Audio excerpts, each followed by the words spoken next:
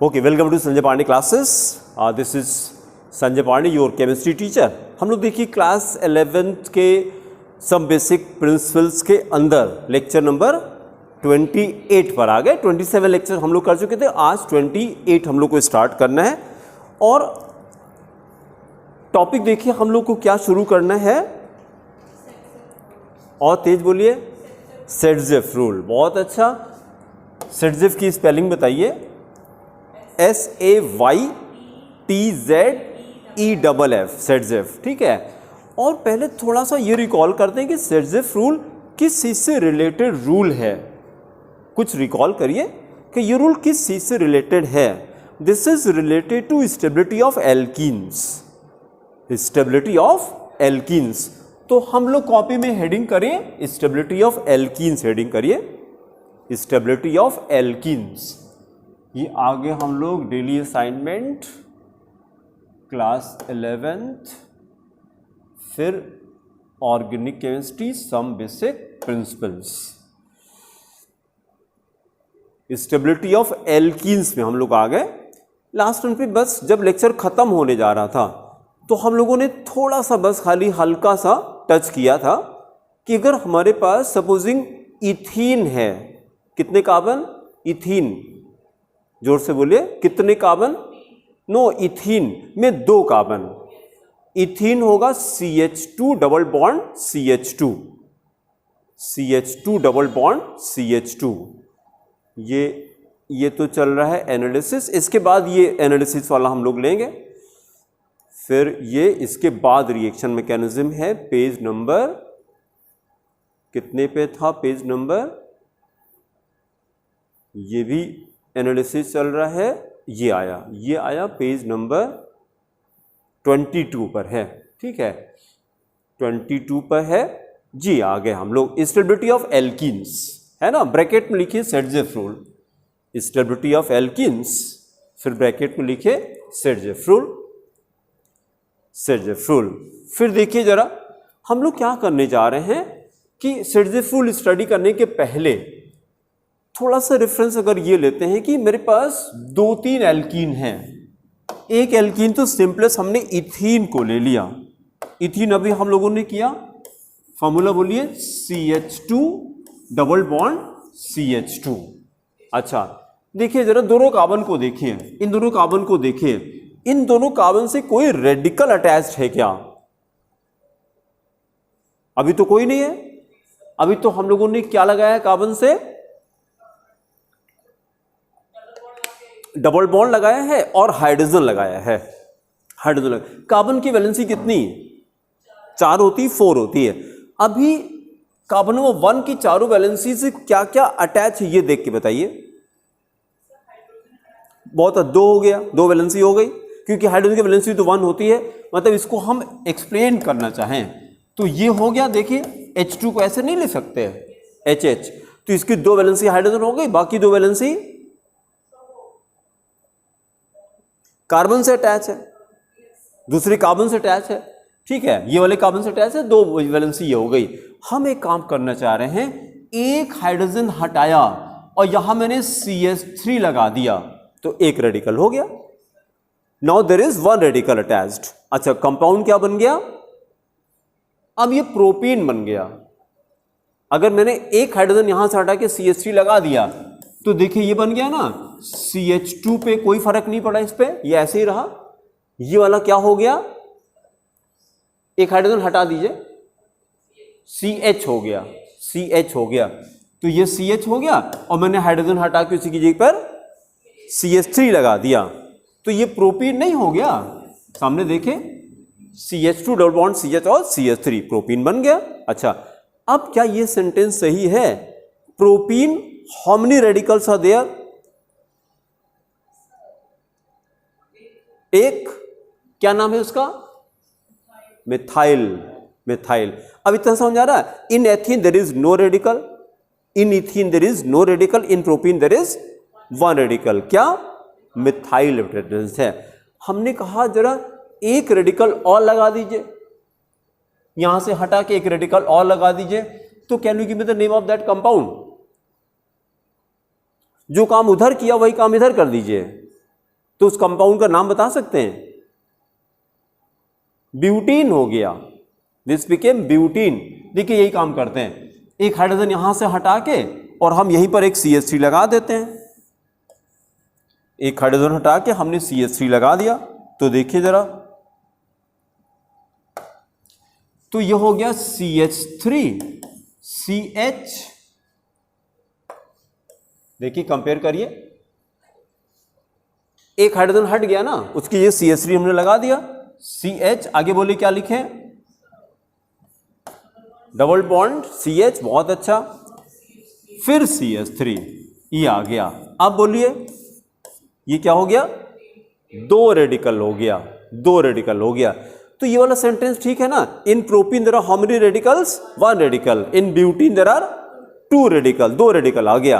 अब ये सेंटेंस समझा कि रेडिकल अगर बढ़ाना है तो क्या करना पड़ता है? हाइड्रोजन को कम करना पड़ता है, हाइड्रोजन कम करके वहीं पे रेडिकल अटैच कर देते हैं। तो इसका मतलब कि जैसे जैसे रेडिकल बढ़ाएंगे नंबर ऑफ हाइड्रोजन कम होता जाएगा। अब आपको सेटजेफ रूल समझ में आएगा। सेटजेफ ने सिंपल सा स्टेटमेंट दिया था कि more the number of radical more is the stability of that alkene, that's it. कितना सिंपल सा रूल दिया कि किसी एल्कीन में, बोलिए क्या कहा अभी मैंने? रेडिकल, बहुत अच्छा, more the number of radical more is the stability of that alkene. तो किसी एल्कीन की स्टेबिलिटी बढ़ानी है तो जितिन क्या कर दें हम? और तेज बोलिए।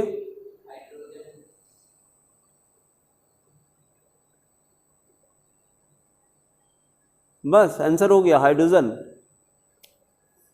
कुछ तो बोलिए भैया, सेंटेंस तो बोलिए। हाइड्रोजन क्या?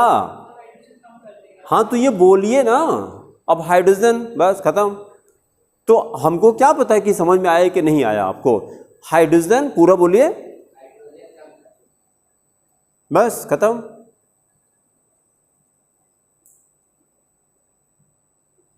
और बोलिए, पूरा बोलिए, पूरा बोलना पड़ेगा। हाइड्रोजन हटा के देखिए, सेटजेफ ने ये कहा ही नहीं है कि हाइड्रोजन कम कर दीजिए, उन्होंने रेडिकल की बात कही है। सेटजेफ ने ये कहा कि more the number of radical, alkene having more number of radical is more stable, बस ये कहा उन्होंने। जितने ज्यादा रेडिकल होंगे उतनी ज्यादा एल्कीन की स्टेबिलिटी होगी। तो अब ethene and propene, which one is more stable? Propene answer हो गया। Propene and butene, butene is more stable. इसका मतलब कि एल्कीन में होमोलोगस सीरीज में जैसे जैसे हम आगे चलेंगे स्टेबिलिटी बढ़ती जाएगी, रिएक्टिविटी कम होती जाएगी। तो can't you give me the most reactive alkene? हाँ सही है, लेकिन डर के क्यों बोल रहे हैं? इथीन कहना चाहिए, आपने कहा ethene. Ethene is the answer, ठीक है। देखिए धीरे धीरे धीरे धीरे धीरे धीरे ये जो कॉन्फिडेंस कम था, धीरे से क्यों बोला आपने?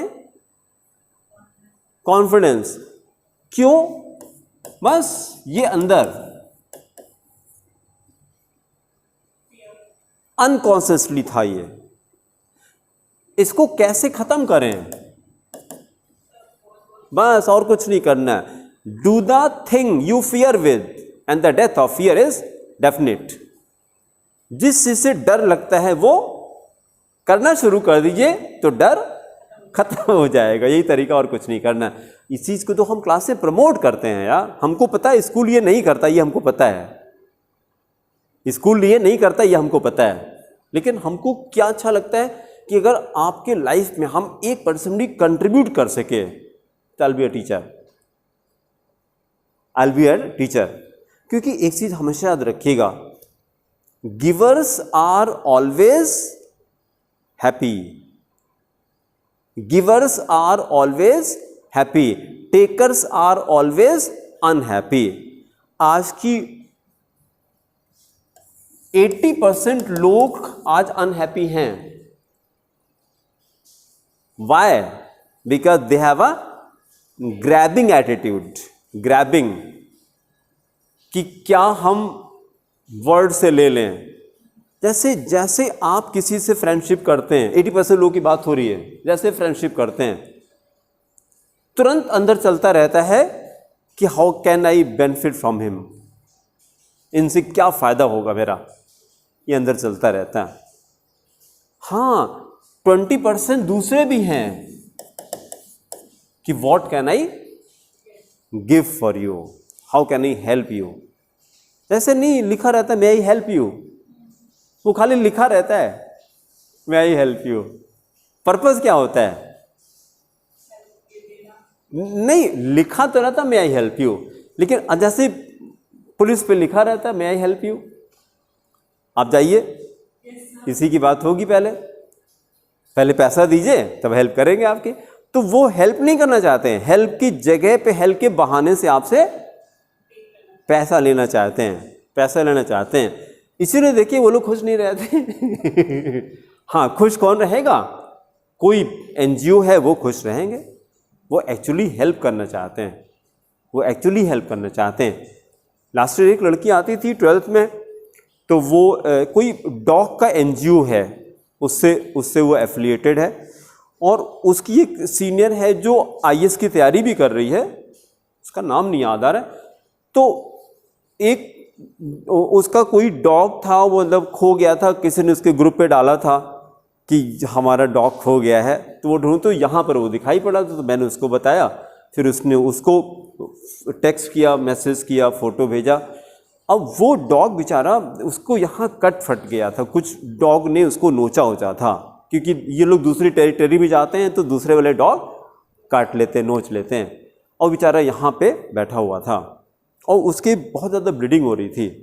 अब वो लड़की आई, आईएएस की तैयारी कर रही है, उसको गोद में उठाया डॉग को, और पता नहीं वो कैसे पहचान भी लिया उसको, और लैंग्वेज हमको याद नहीं आ रही, बहुत प्यार से उससे बात किया उसने, डॉग से बहुत प्यार से बात किया उसने, और उसको गोदी में उठाया जबकि उसकी घाव वगैरह था, और फिर ई रिक्शा लेके आई थी, गोदी से उठा लेके गई, बैठा करके फिर लेके चली गई।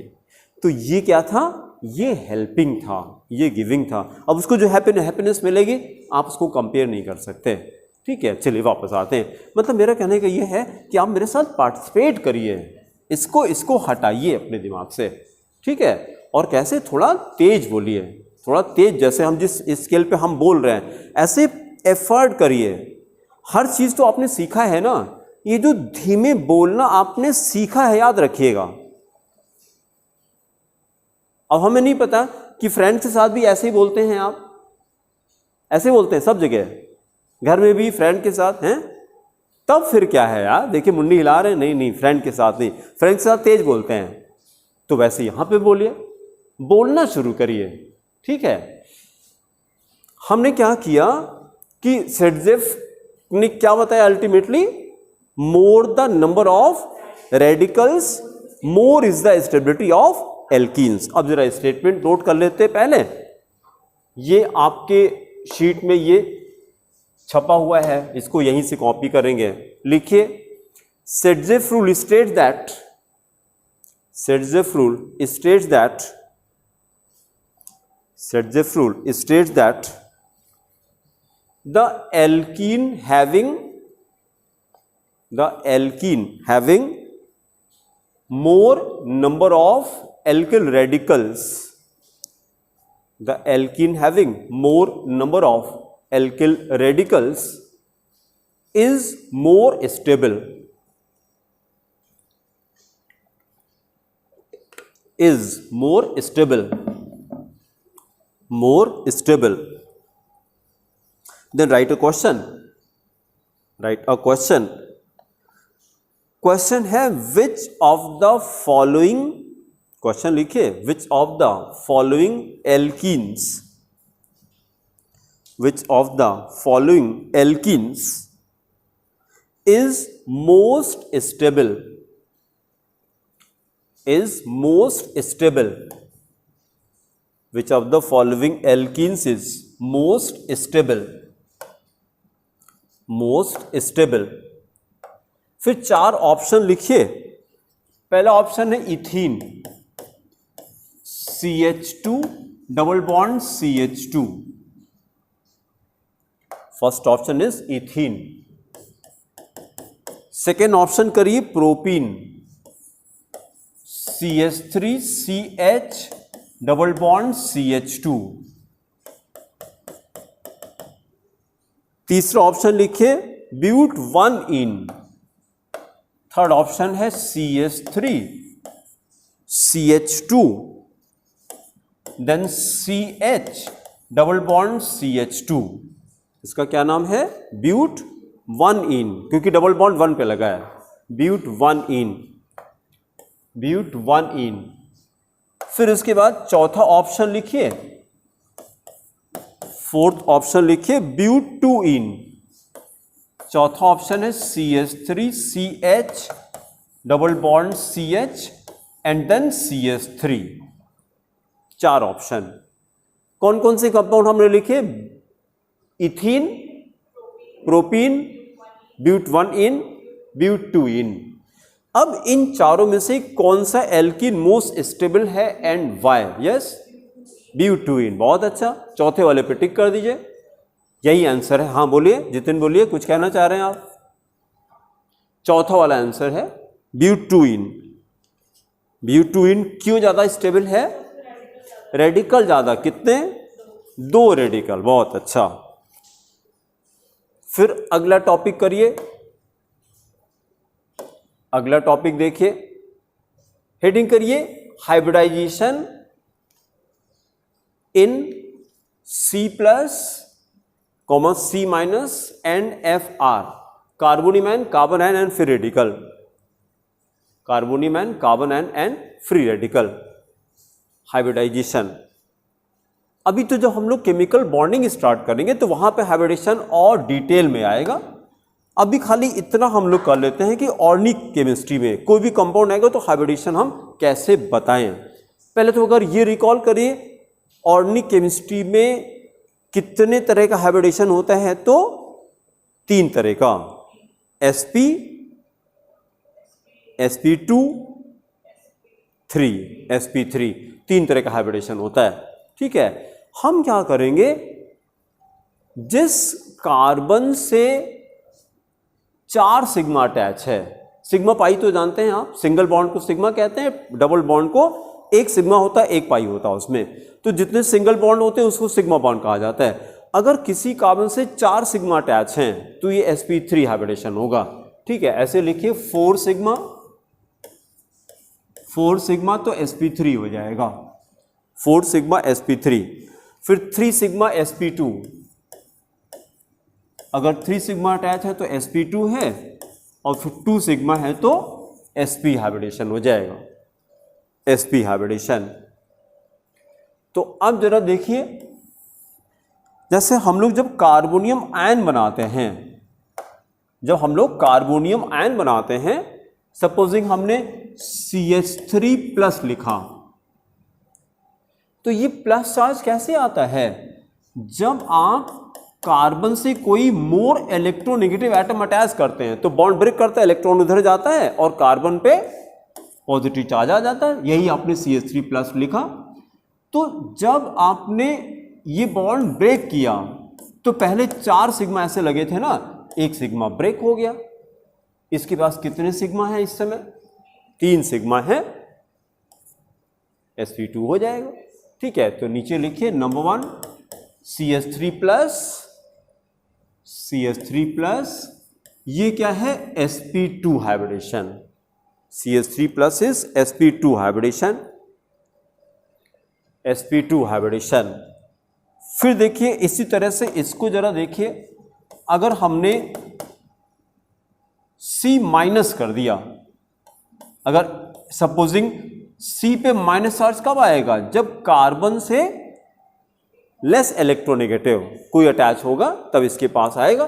तो ये बॉन्ड टूट के इलेक्ट्रॉन इसके पास आया, तो ये जो इलेक्ट्रॉन आया इसी का तो है, अलग से थोड़ी ना आया, अलग से नहीं आया। तो पहले 4 सिग्मा थे, अभी कितने सिग्मा हैं?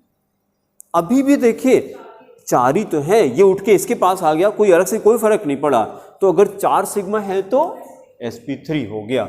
तो यहां पे लिखे, सेकेंड लिखे CH3-, ये हटा दीजिए CH3 माइनस। इसका नाम बताइए, CH3 माइनस को क्या कहते हैं? Methyl carbon ion. हाँ, इसका नाम क्या था? Methyl carbonium ion, methyl carbonium ion. छोटे छोटे लिखते चलिए। CH3 प्लस का नाम था methyl carbonium ion, CH3 minus is called methyl carbon ion, methyl carbon ion. और इसका हाइब्रिडेशन क्या है रिचर? sp3। बहुत अच्छा, लिखिए sp3, ये है sp3, sp3। फिर इसके बाद तीसरा करिए, नंबर 3 CH3 हैविंग 1 इलेक्ट्रॉन। इसका पहले नाम बताइए। CH3 हैविंग 1 इलेक्ट्रॉन, हाँ, मिथाइल फ्री रेडिकल। बहुत अच्छा, इसका नाम है मिथाइल फ्री रेडिकल। ये देखिए जरा, फ्री रेडिकल कैसे बना था? ऐसे बना था जब आपने ब्रेक किया इसको, तो एक एक इलेक्ट्रॉन दोनों के पास गया, एक इसके पास गया, एक इसके पास आया, लेकिन बॉन्ड तो टूट गया ना। तो जब बॉन्ड टूट गया तो एक सिग्मा बॉन्ड कम हो गया, तो एक सिग्मा कम हो गया तो कितना बचा फिर ना? 4 था पहले कार्बन की वैलेंसी तो 4 थी किसी कंपाउंड में ना, 3 बची। तो 3 बची तो फिर हम लोग कहाँ आ जाएं? sp2 पर आ जाएं। फिर ये कर दीजिए, तो ये sp2 हाइब्रिडेशन होगा इसका। तो तीनों का हाइब्रिडेशन आपको लर्न करना पड़ेगा। तीनों का बताइए क्या क्या पता लगा हम लोग का? नाम बोलिए, इसका नाम बोलिए। कार्बोनियम आयन, बहुत अच्छा, इज sp2, बहुत अच्छा।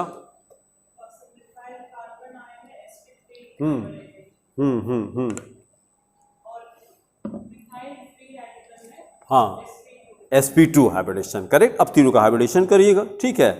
फिर अगला टॉपिक स्टार्ट करते हैं, very important topic, topic number 5 है। देखिए, ये तो हाइब्रिडेशन हो गया। टॉपिक नंबर 5 पर आ जाइए, electronic effects.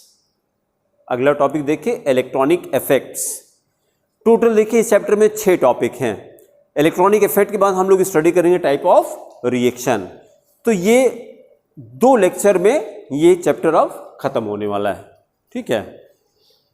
Electronic effect, number 1 लिखिए इंडक्टिव इफेक्ट।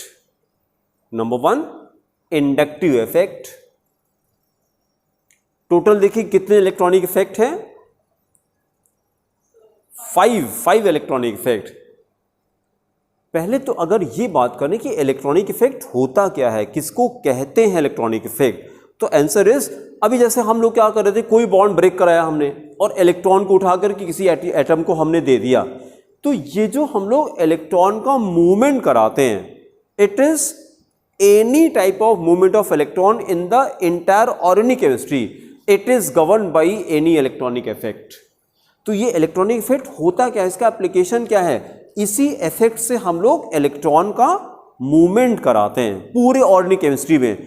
कहीं भी इलेक्ट्रॉन एक जगह दूसरी जगह मूव करेगा तो इसी में से कोई एक मेथड आएगा। अब समझिए कि इलेक्ट्रॉनिक इफेक्ट कहते किसको हैं?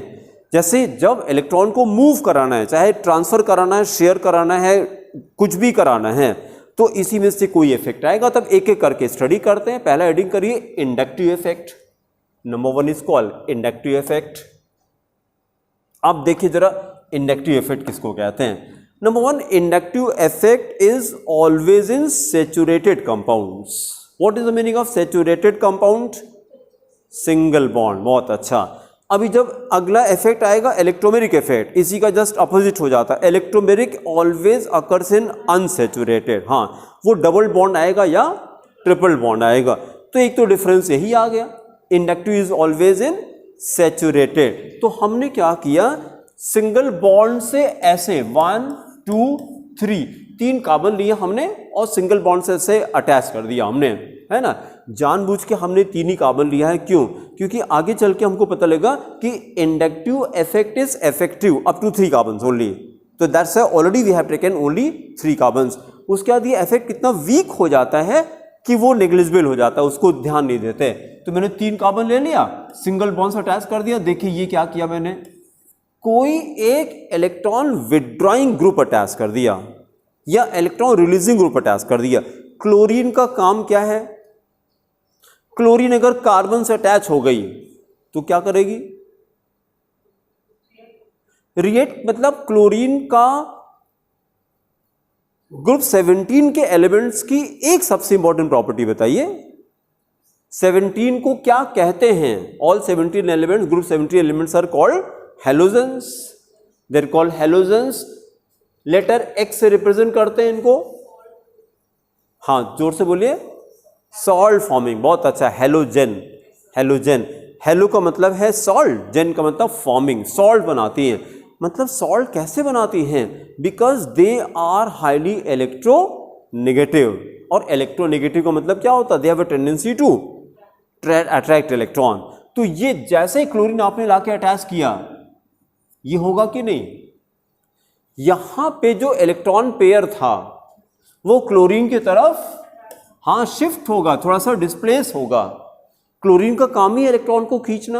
अब ध्यान से देखिएगा, जब ये इलेक्ट्रॉन इधर थोड़ा डिस्प्लेस होगा तो इस कार्बन पे थोड़ी सी डेफिशिएंसी आएगी कि नहीं, डेल्टा प्लस चार्ज लगा दिया मैंने, क्लोरीन के ऊपर डेल्टा माइनस लगा दें तो कोई प्रॉब्लम, क्लोरीन की तरफ थोड़ा इलेक्ट्रॉन शिफ्ट हो रहा है, थोड़ा सा डेल्टा माइनस। अच्छा अब जरा देखिए, ये इलेक्ट्रॉन इधर जाएगा, जब इधर जाएगा तो इसके ऊपर भी कोई चार्ज आया, ये डेल्टा डबल प्लस। अब जरा इसको देखिएगा, डेल्टा डबल प्लस का मतलब हम लोग तो ये जानते हैं, प्लस और डबल प्लस, कहां इलेक्ट्रॉन डेफिशिएंसी ज्यादा है, डबल प्लस है। बहुत अच्छा, जब और इलेक्ट्रॉन निकलेगा तब डबल प्लस आता है, लेकिन यहां पे रेचल उल्टा है, यहां पे प्लस के आगे डेल्टा लगा है। डेल्टा का मतलब क्या होता है, पार्शियल। तो अगर डेल्टा डबल प्लस मतलब मोर पार्शियल, मोर पार्शियल, यहां पे इलेक्ट्रॉन ज्यादा डिस्प्लेस हुआ, यहां पे कम डिस्प्लेस हुआ है, इसलिए डेल्टा डबल प्लस चार्ज आया। और फिर यहां भी डिस्प्लेसमेंट हुआ लेकिन डेल्टा ट्रिपल प्लस, इसके बाद डेल्टा 4 प्लस आएगा, वहां डिस्प्लेसमेंट नेग्लिजिबल, इसीलिए मैंने लिया ही नहीं इसको। तो जैसे जैसे क्या करेंगे, इसका सोर्स क्या है मूवमेंट ऑफ इलेक्ट्रॉन का, क्लोरीन इज द सोर्स। तो जैसे जैसे सोर्स से डिस्टेंस बढ़ेगी कार्बन की, ये इफेक्ट कम होता जाता है।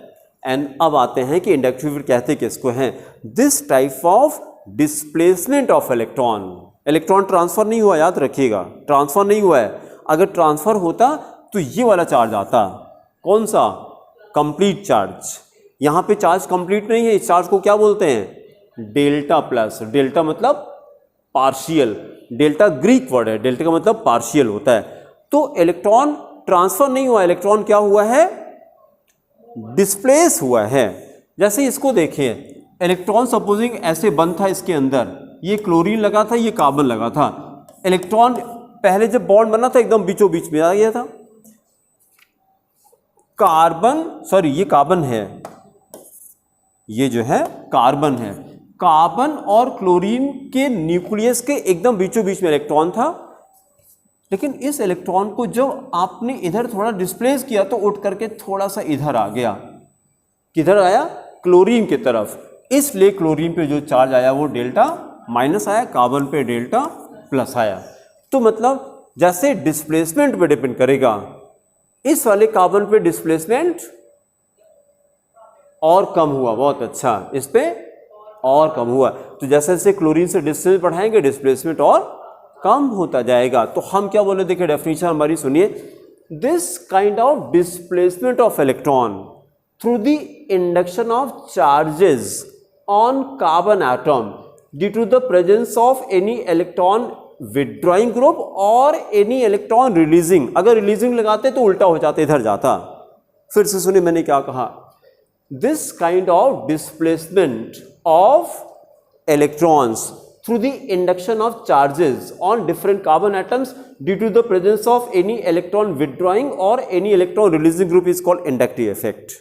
तो अगर एक लाइन में पूछे कि inductive effect होता क्या है, it is a displacement बस इतना, एक लाइन बहुत है। It is a displacement of sigma electron, ये भी कह सकते हैं।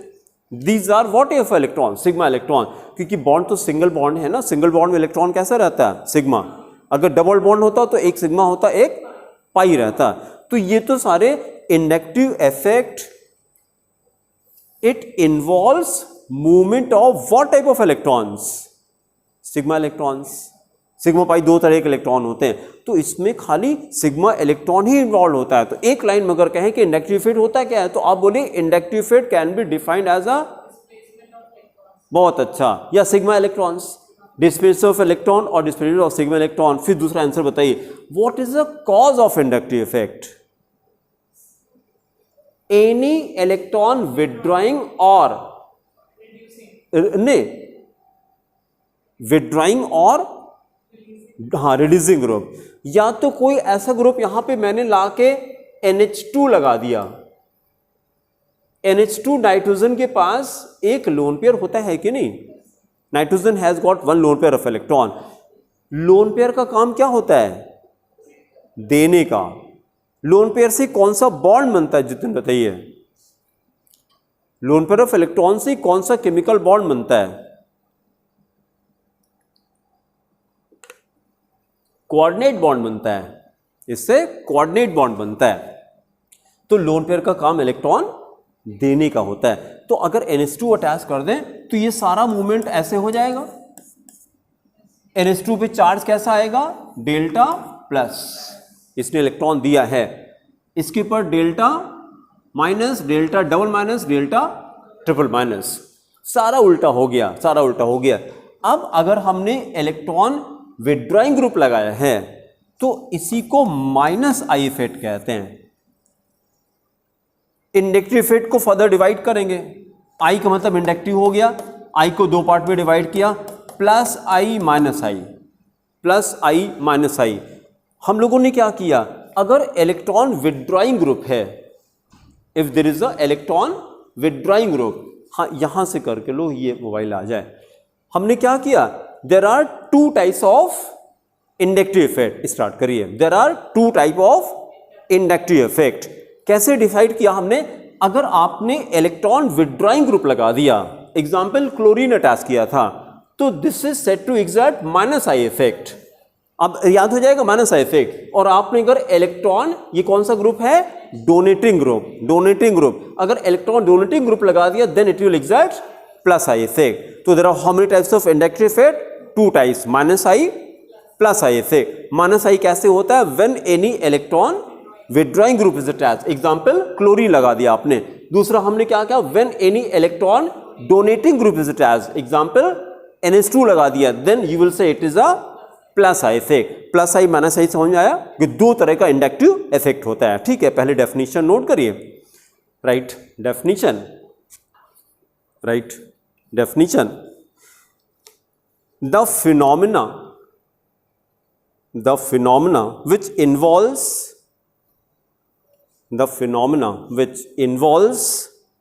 displacement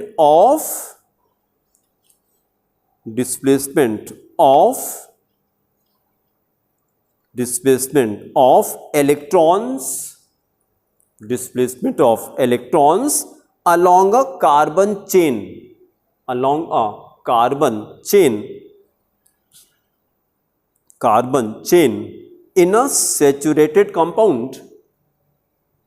in a saturated compound, with a series of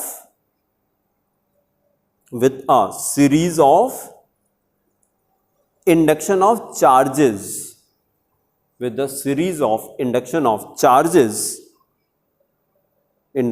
charges, on different atoms in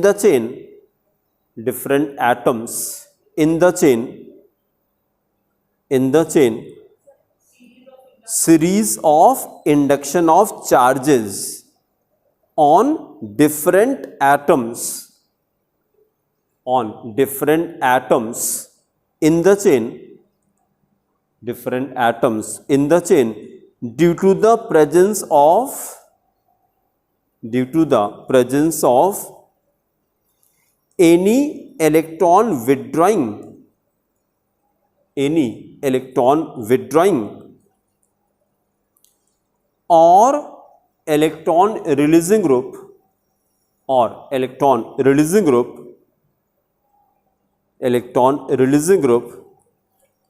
in the compound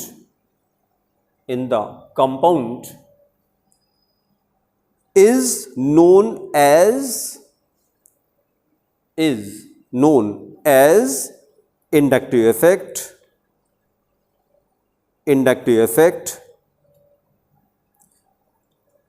Underline करिए inductive effect. This became the definition of inductive effect. फिर para change करिए. There are two types of inductive effect.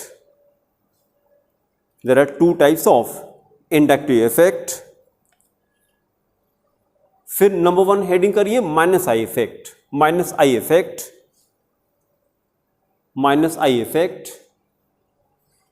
Then write explanation. When any electron withdrawing group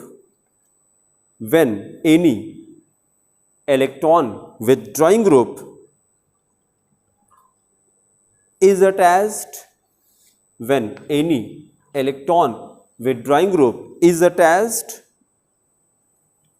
then comma, it exerts minus I effect.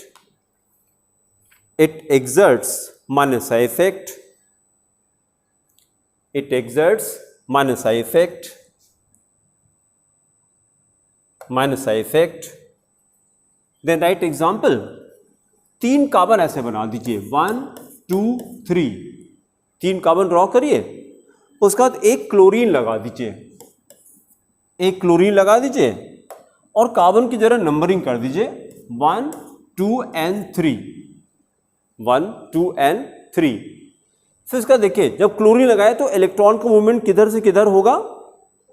Chlorine की तरफ. तो ऐसे दिखाइए, ये इधर जाएगा. क्लोरीन पे चार्ज क्या आया? डेल्टा माइनस चार्ज आया. C1 पे क्या आया?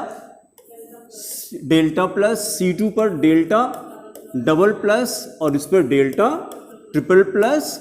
और ये एरो पूरा बना दीजिए. ये क्लोरीन की तरफ मूवमेंट हो रहा है, क्लोरीन की तरफ मूवमेंट आ रहा है. This is an example of what type of inductive effect? Minus I effect. फिर नीचे लिखिए number 2 plus I effect. Number 2 write plus I effect. बस एप्लीकेशन अभी इसके बाद करते हैं तब बनाना. Number 2 plus I effect. इसी का उल्टा कर दिया जाए, लिखिए when any electron releasing group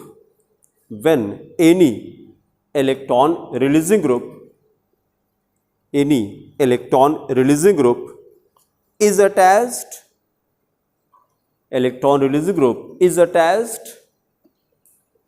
comma, it exerts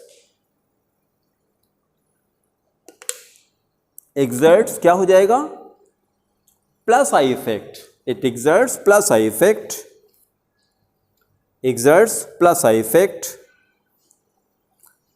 effect. Then example, again draw 3 carbons. अब हमने क्या अटैच कर दिया?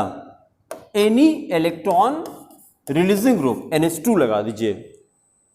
NH2 के पास लोन पेयर दिखा दीजिए. और अब ये क्या करेगा? Away from NH2. एरो बनाइए, अवे फ्रॉम NH2. ऐसे जाएगा इलेक्ट्रॉन. कार्बन NH2 पे कोई चार्ज आया, डेल्टा ना plus charge, delta plus. C1 पे डेल्टा माइनस हो गया, डेल्टा डबल माइनस हो गया, डेल्टा ट्रिपल माइनस हो गया. This is an example of plus I effect.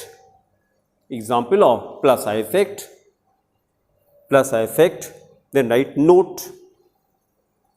note. अब जरा इसका भी चाहे बना लीजिए. अभी देखिए, हम लोगों ने जो इंडक्टिव इफेक्ट स्टडी किया, इस पे किस तरह के क्वेश्चंस आते हैं. तो हम लोग 4 पॉइंट लिखने जा रहे हैं. इस पे डायरेक्टली आपको क्वेश्चन फॉर्म करेगा. लिखिए नोट नंबर 1, नोट नंबर 1 लिखिए, inductive effect is always in saturated compounds. Always in saturated compounds. It is in saturated compounds. Then number 2 write.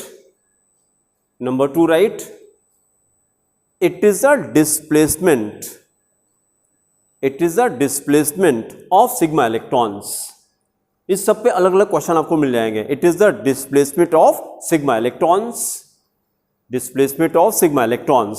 फिर नंबर 3 लिखिए, it is a permanent effect. इसको very important mark कीजिएगा, definitely question मिलेगा. It is a permanent effect. It is a permanent effect. It is a permanent effect. फिर अगली हेडिंग करिए applications, and then listen the explanation first. Listen the explanation first. Stop writing. हमको खूब अच्छे से सुनिए.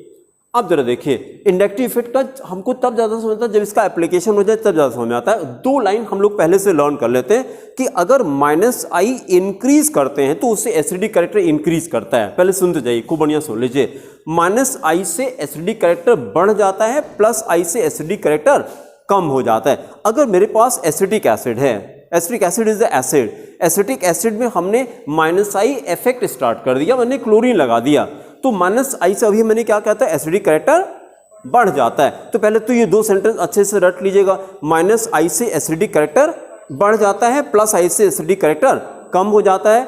और अगर +i आप बढ़ाते हैं तो बेसिक कैरेक्टर इंक्रीज करता है और एसिडिक कैरेक्टर कम हो जाता है. ये अच्छे से लर्न करना है, ठीक है. हमने जैसे एसिटिक एसिड ले लिया, बस ठीक है बेटा, एसिटिक एसिड हमने ले लिया. एसिटिक एसिड में हमने क्लोरीन लगा दिया. अगर किसी कंपाउंड में हमको क्लोरीन लगाना है तो कैसे लगा सकते हैं क्लोरीन? किसी कंपाउंड में, ऑर्गेनिक कंपाउंड में क्लोरीन लगाना है तो क्या कोई प्रोसेस का नाम बता सकते हैं जिसकी हेल्प से क्लोरीन आ जाए उसमें? This is called chlorination. This is called chlorination. किसी कंपाउंड में अगर क्लोरिनेशन कर दें तो क्लोरिनेशन, आपको याद हो, chlorination is a substitution reaction. आगे अभी हम लोग करेंगे. Chlorination is a substitution reaction. जैसे मीथेन का क्लोरिनेशन तो 10th में आपने किया.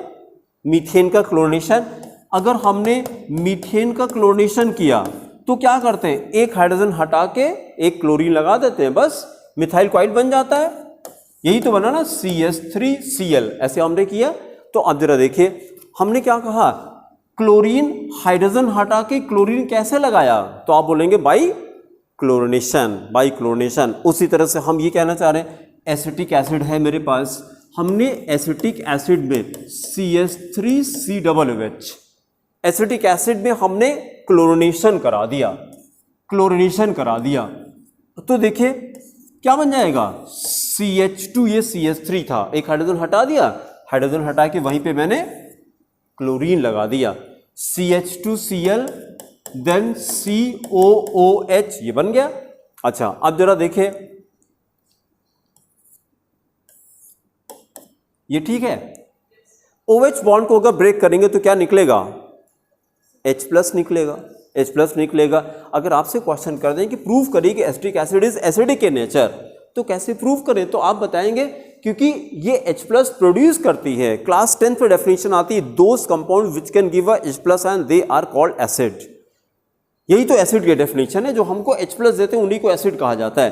तो अगर हम OH बॉन्ड को ब्रेक करें, इलेक्ट्रॉन किधर जाएगा, ऑक्सीजन की तरफ जाएगा, और H कैसे निकलेगा, H+ के फॉर्म में निकलेगा. तो क्योंकि H+ दे रहा है इसलिए एसिडिक हो गया. अब मेरा क्वेश्चन सुनिए, ये जो क्लोरीन आपने अटैच किया, क्लोरीन ये करेगा कि नहीं, करेगा ना. क्या किया इसने, हाँ उसका नाम बताइए, -i effect. Chlorine exerts -i effect. फिर देखिए ये ठीक है कि नहीं, इधर चलेगा इलेक्ट्रॉन, ये इलेक्ट्रॉन क्लोरीन की तरफ गया, ये इलेक्ट्रॉन कार्बन की तरफ आया, ये इलेक्ट्रॉन इस तरफ गया. इस ऑक्सीजन पे कोई चार्ज आया कि नहीं, प्लस चार्ज आया. इलेक्ट्रॉन इसने क्या किया, लूज किया, ऑक्सीजन इलेक्ट्रॉन लूज किया. अब क्वेश्चन है आपके लिए, अगर किसी एटम पे पॉजिटिव चार्ज आता है, उसकी साइज पे क्या फर्क पड़ता है, साइज कम हो जाती है. अगर साइज कम हो जाती तो इलेक्ट्रोनेगेटिविटी पे क्या फर्क पड़ता है, बढ़ जाती है, बहुत अच्छा। अब ये ठीक है कि नहीं, इस क्लोरीन के आने से इस ऑक्सीजन की इलेक्ट्रोनेगेटिविटी बढ़ गई, इतना समझ आया।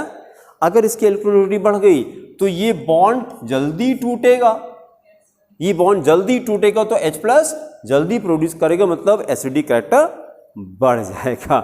ठीक है, तो ये एप्लीकेशन समझा कि -I से एसिडिक कैरेक्टर कैसे बढ़ जाता है। -I की वजह से ऑक्सीजन की साइज कम हो जाती है, इलेक्ट्रोनेगेटिविटी बढ़ जाती है, तो ये बॉन्ड जल्दी टूटता है, H+ ये जल्दी प्रोड्यूस करता है, that's why it becomes more acidic. तो ये ठीक है कि नहीं, chloroacetic acid is more acidic than acetic acid, chloroacetic acid is more acidic than acetic acid. पहले एप्लीकेशन लिखिए, नंबर 1 हेडिंग करिए acidic strength, application number 1 write acidic strength, then write the statement acidic strength increases, acidic strength increases